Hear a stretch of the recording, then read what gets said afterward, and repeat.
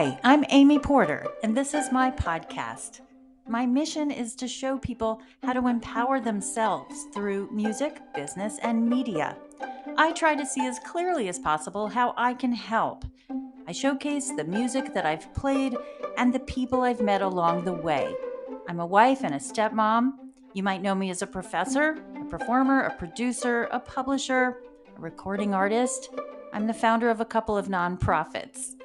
Welcome in to my Porter Flute pod.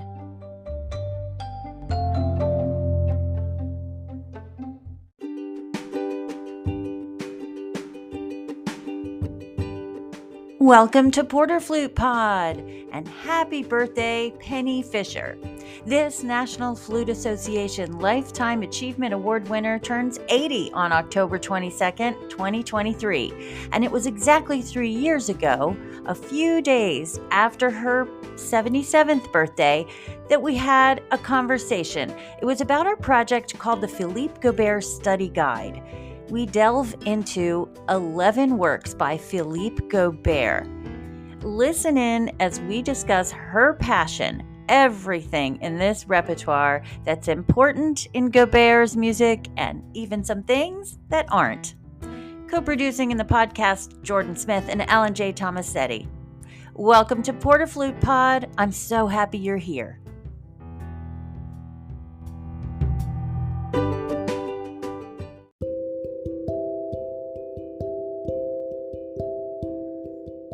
Let me tell you a little bit about Penny Fischer. She has enjoyed a diverse career combining performance and teaching and administrative positions. She was formerly a member of the Detroit Chamber Winds and Strings, principal flutist of the Ann Arbor Symphony, and was flute professor at Eastern Michigan University. She also served as president of the board of the Ann Arbor Society for Musical Arts and as a member of the Advisory Council for the Music School of Ann Arbor, which she co-founded in 1991. She also co-founded the Southeast Michigan Flute Association with me and several others in 2002.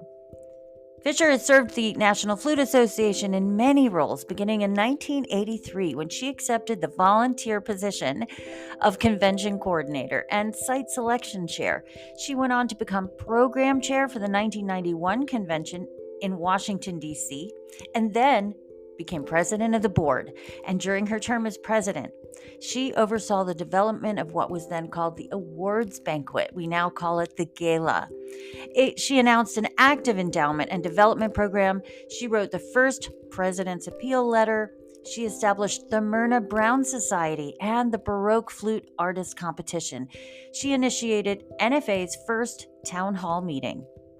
She also led a cultural exchange of more than 20 of the association's most active flutists to the Czech Republic and Germany, the third such exchange in which she participated. Penny Fischer served as a member of the Baroque Flute Committee and Young Artist and High School Soloist Competition Judge, secretary and board member of NFA, co-editor of the Flutist Quarterly, and editor of the Quarterly's Across the Miles column.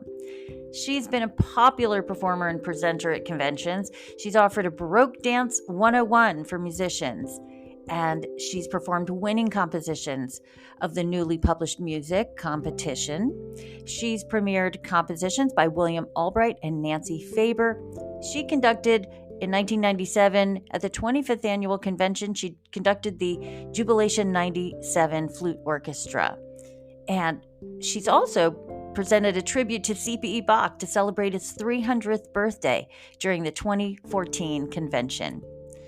Born in Mason City, Iowa, Penny Fischer earned an undergraduate degree from the University of Iowa and then pursued additional training, including flute classes in Nice with Jean-Pierre Rampal. She studied in Florida with Jeffrey Gilbert, Baroque flute studies with Betty Mather, and in classes with Bartold Kuiken. She studied contemporary music with Harvey Solberger and Robert Dick. Penny holds a master's degree from the University of Michigan and received her DMA or Doctorate of Musical Arts degree with William Montgomery at the University of Maryland, which led to her important dissertation on Phillipe Gaubert. Please enjoy our conversation.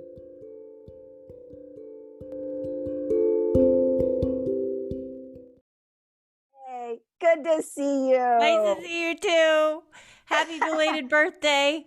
Oh, thank you. Thank you. They Was fly it? by. Yeah, they sure do. You have too much fun. Exactly.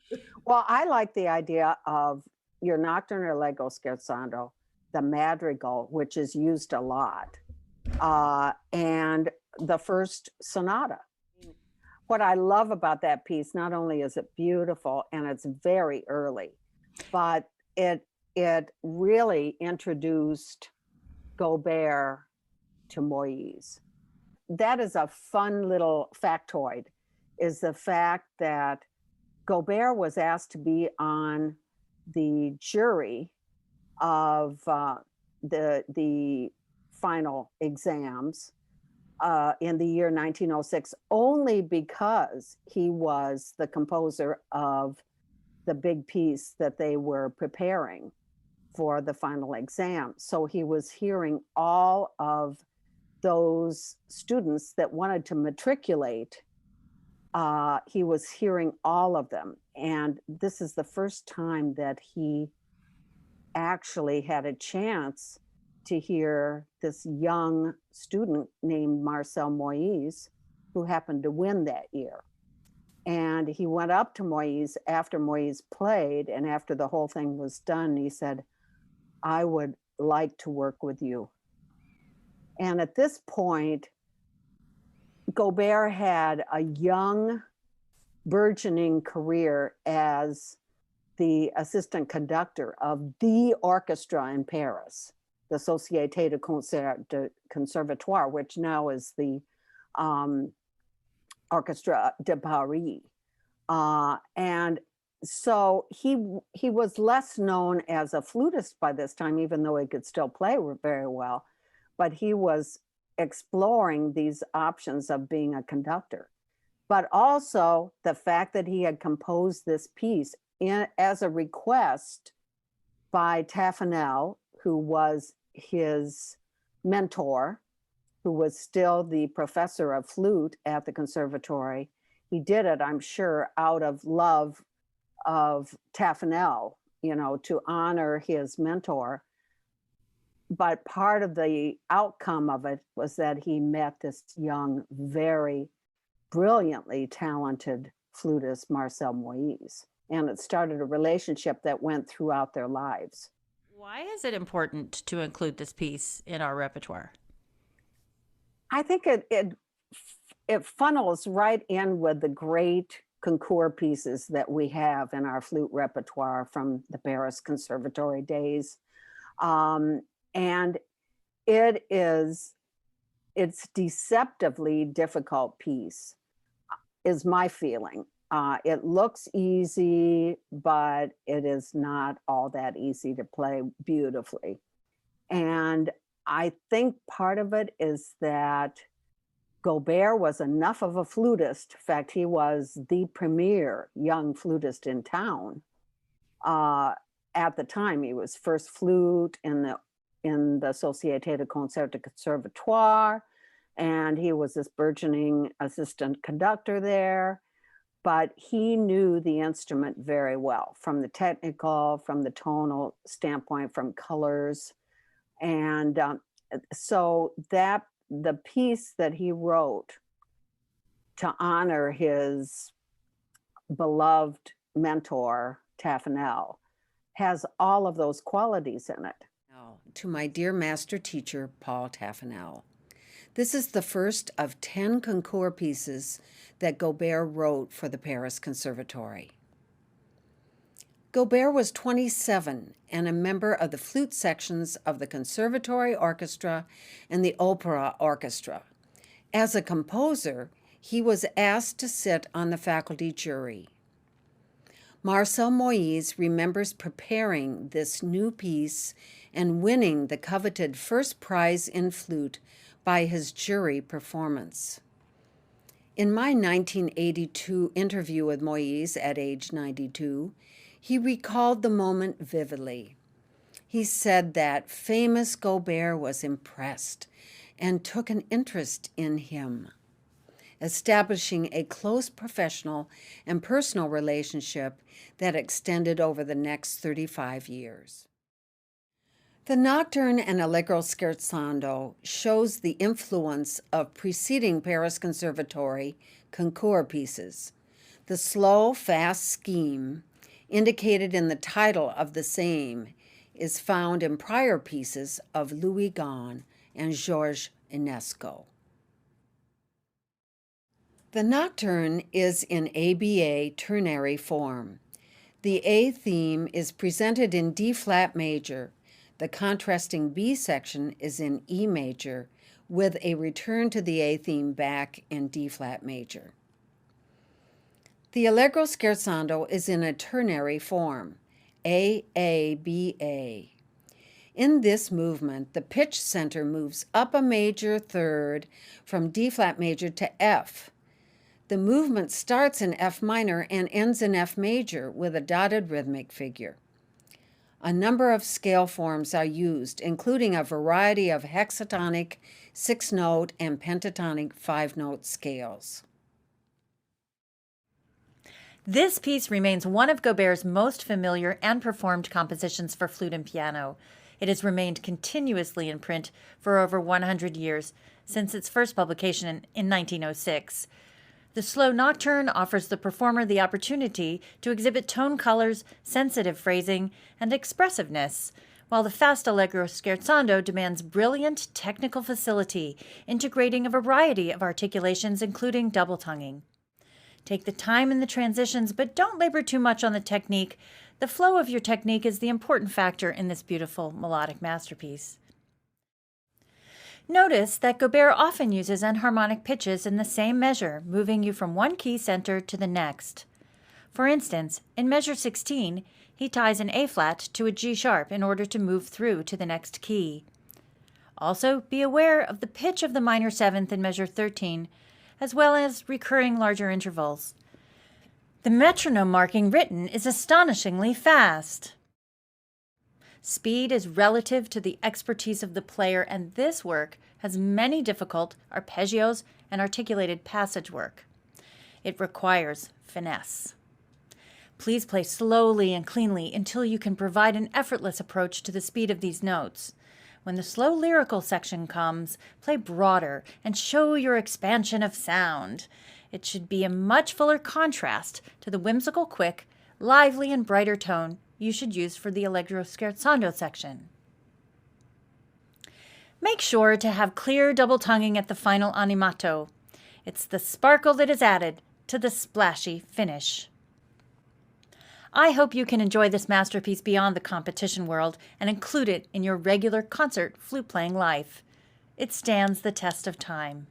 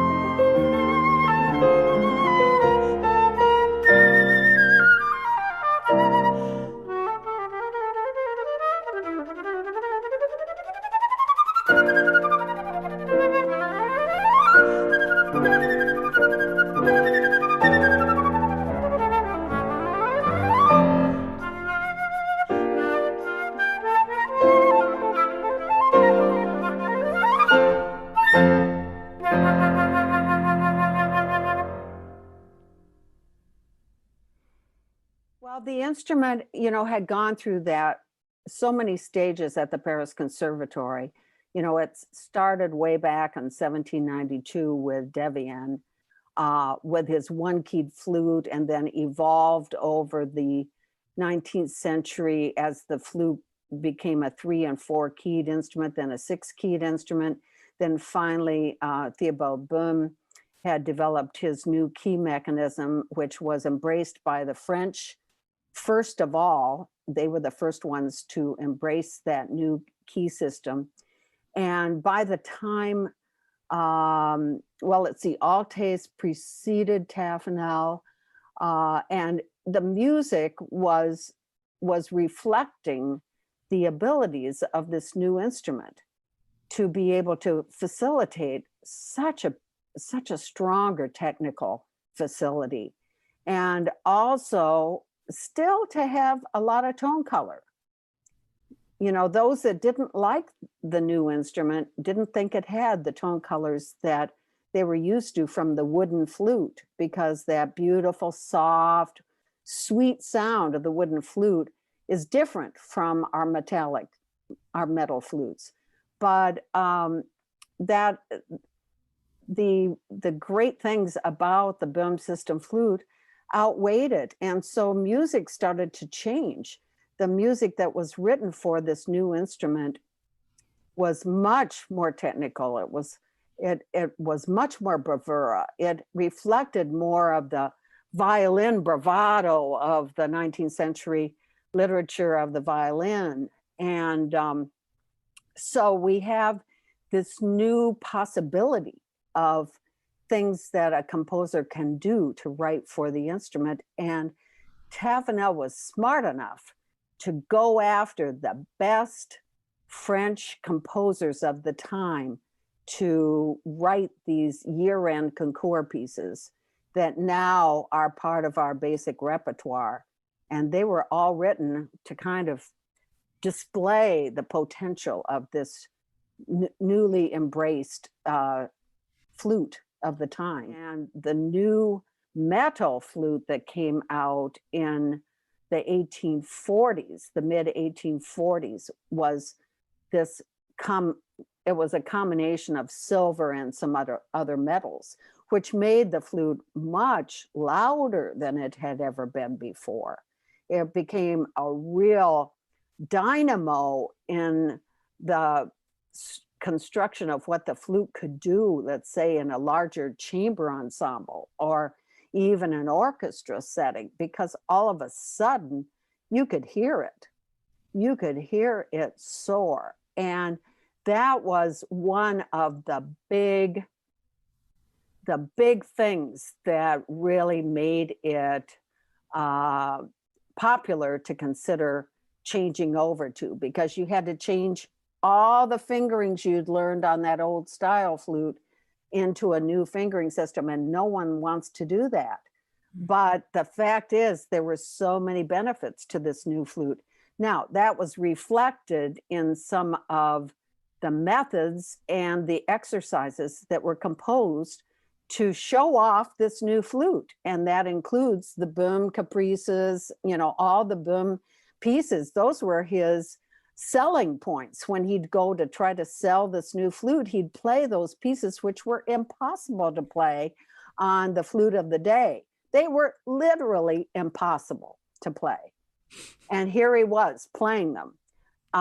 So that's really how we won over, first of all, France, and then later on, some of the other European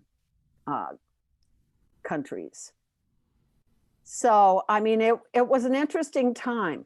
Now, that factors in with the fact that the French conservatory, the Paris Conservatory, had the tradition, a dual tradition of the fact that whoever was the professor of flute at the time was required to produce a method book that is to be used to teach that instrument.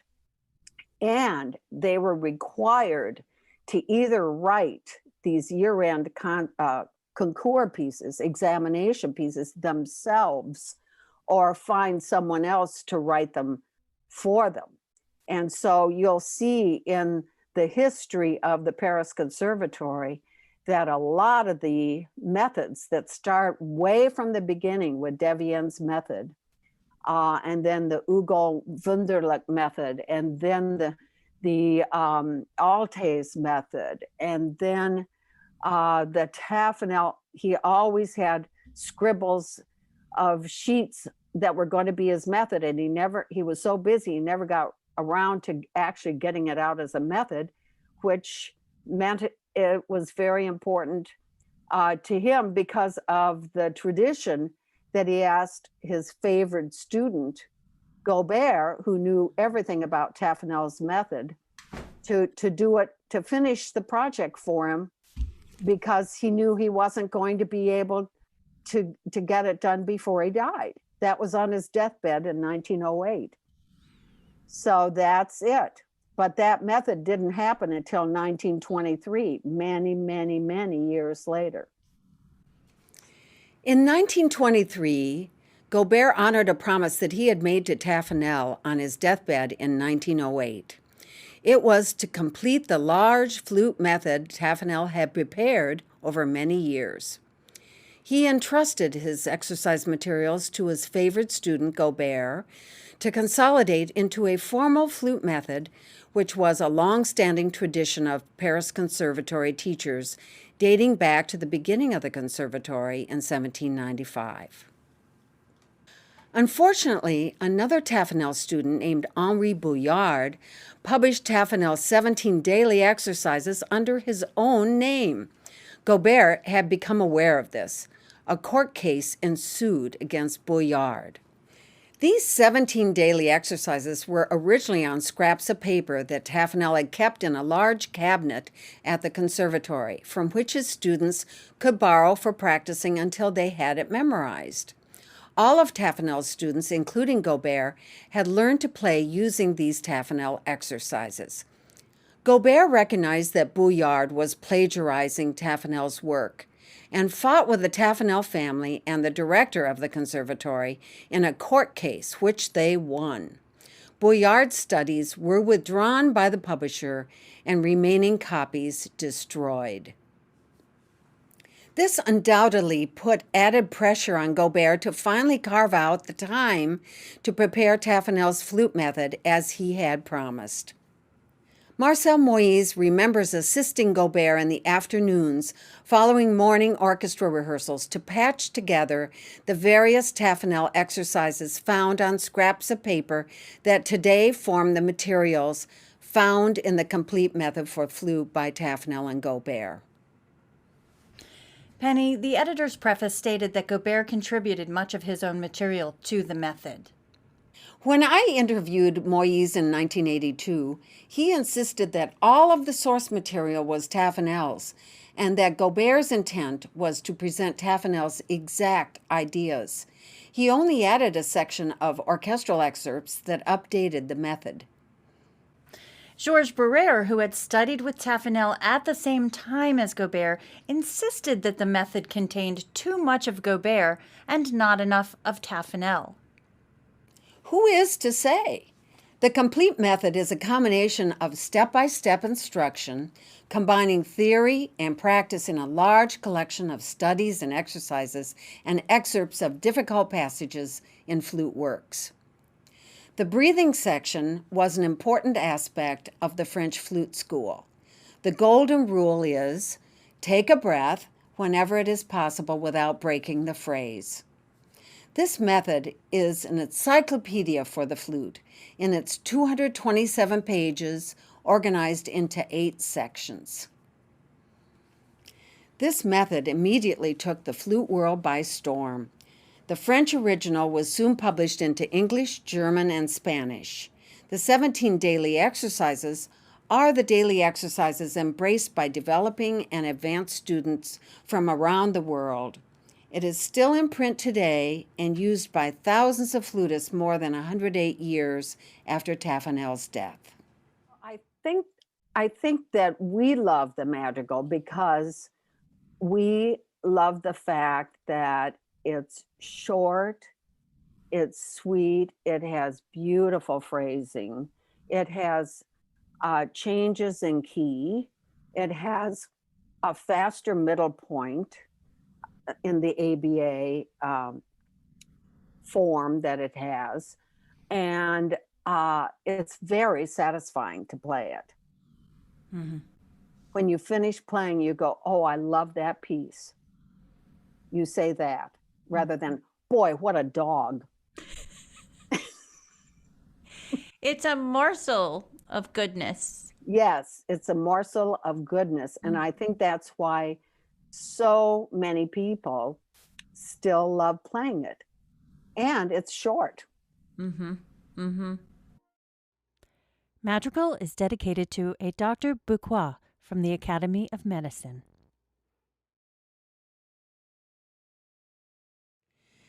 This piece was written in the year of Paul Taffanel's death and is a Gaubert favorite among flutists.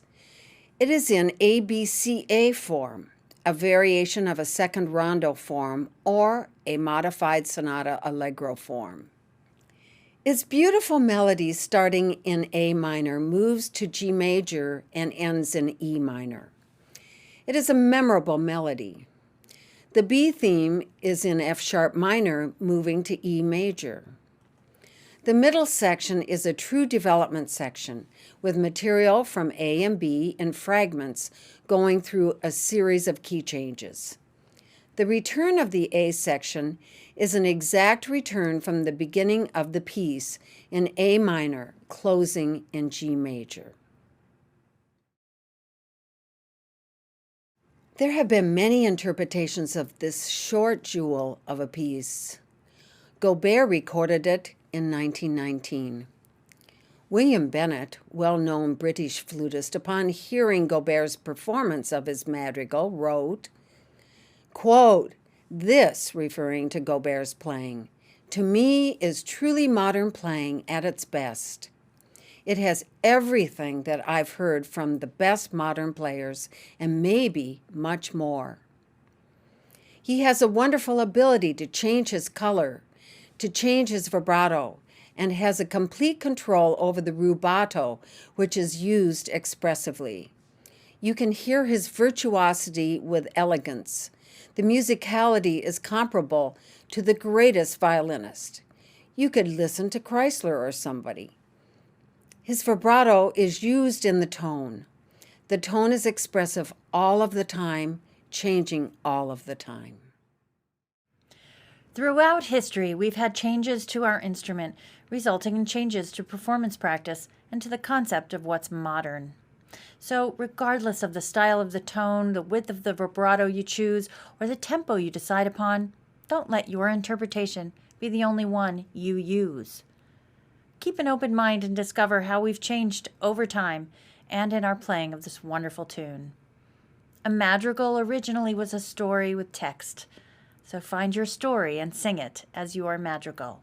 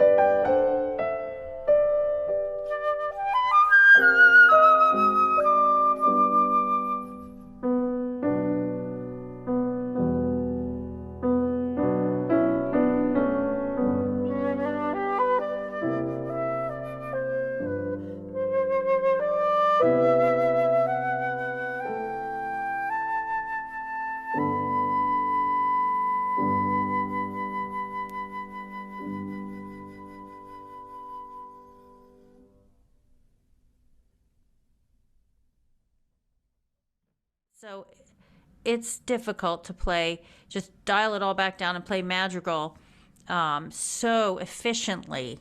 Can you speak about the long phrases? Did they go for very long on these? Did they breathe a lot? I always wondered. I think part of the difference between their instruments and those that we play now is the fact that they played on very light, thin instruments. And so the breath capacity that's required is, it can go longer. It can do a longer phrase than what many of the instruments that we play today, which give us more projection, and it's a larger voluminous sound. And their instrument, I saw his Louis Lot being worked on in New York at the Flute Center of New York. And it's light. It's a very thin flute, very thin. And they were all very thin back then. Mm-hmm. Very thin. So their long free, everything that they did was to make the flute sing like the violin. I mean, the violin and the human voice were always their inspiration, so to speak. So let's move on to this sonata number 1. Wow, you just answered that question of how you can go so long on a phrase. I mean, that's some of these sonata number 2, right? And have these big long phrases. Speak to that, Penny. How should we think of those? I think you have to be thinking the long, and if you need a breath, you need to do a quick catch breath that folds right into the longer phrase. If you divide it into smaller catch breaths, because they thought long, they really did, and they were developing those phrases too. So there was a lot of intensity building up to the top of the phrase many times. So you need extra intensity in your sound to be able to really do the musical part of it.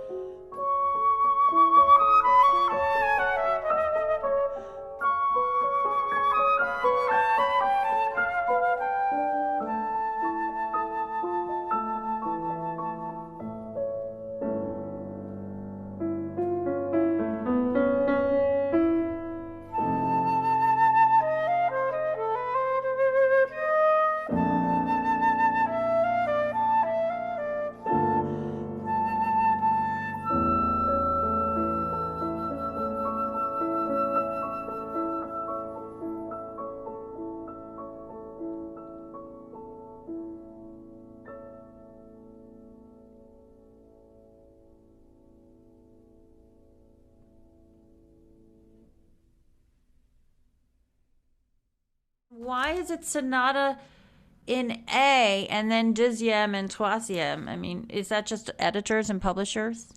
I think it was just to give it a clarity on which one it was. Oh, got it.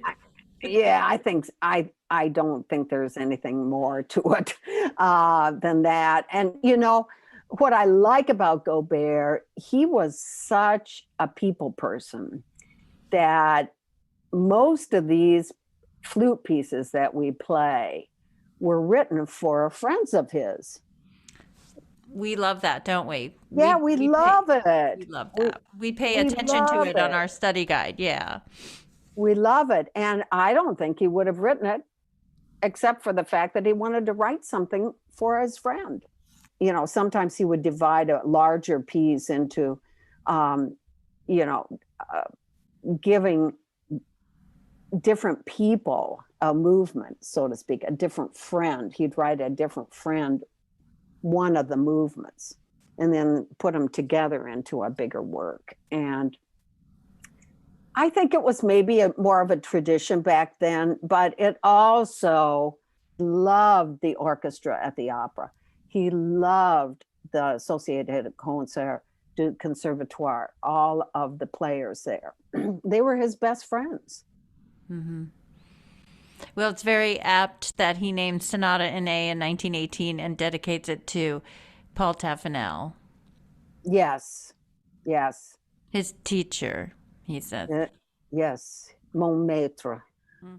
There wasn't much on Gaubert.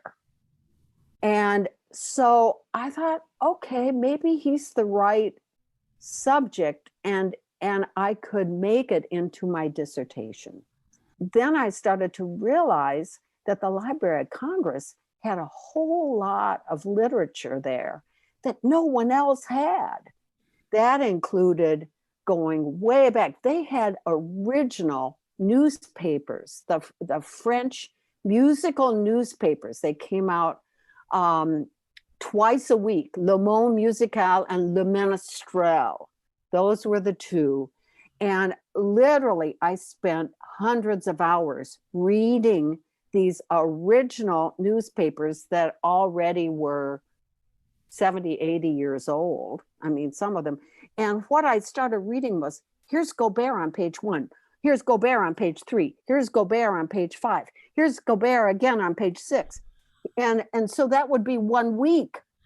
Okay, here's Gaubert. He's conducting this one. Then he's conducting this one. Then this one's a student of Gaubert at the conservatoire. I mean, it was amazing. And that became part of my dissertation that's unique, I think, because most people don't have access to these newspapers. So then I started to look into, okay, I could make this kind of a review of his flute piano repertoire, because there was enough of it and it expanded over a large amount of time throughout his life. So I could show, how it changed as he got older and more mature and stuff. And so I decided to go with that. And I never fell out of love with him. The whole time I was stressing over everything with that dissertation, and a lot of composers you would get sick of that you were studying. But I never got tired of listening to his pieces, of playing through his pieces, of analyzing his pieces, and realizing that this guy was a product of his time. He was writing in the style of the period. It wasn't a forward style necessarily. It was a normal style of the period. And he was writing for other instruments too. He has a beautiful trombone piece. He has some lovely vocal pieces. He has a ballet. He has a couple of operas. But the thing is, he knew the flute best. And he kept getting asked to write more flute pieces by the flutists in Paris. This has been such a great effort on behalf of Gaubert by you, and thank you so much for joining me on this. I don't know, do you have anything to say for our members of SEMFA or any students about, why Gaubert is so important to learn? Well, it's just beautiful music. Period. That's the bottom line. Yeah. Just fall in love with it. Yeah. Yeah. And take little catch breaths. That's right. That's right.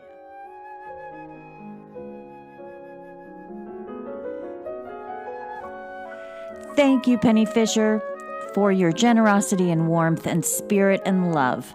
You helped me create the Southeast Michigan Flute Association. You helped create so many students, and your joy is infectious. We love you so much. Happy birthday. Thank you, Ken Fischer, for arranging the celebrations and for just making sure that Penny got all her birthday messages. You can find Penny on Facebook, and I'm sure you can send her an email if you know her personally. You can find more about the Gaubert study guide. That would be found on amyporter.com. You can also find me at amyporterproductions.com. On Threads, on Facebook, on Instagram, and on YouTube. I'm Porter Flute. Thanks for being in Porter Flute Pod. I'm so grateful for you.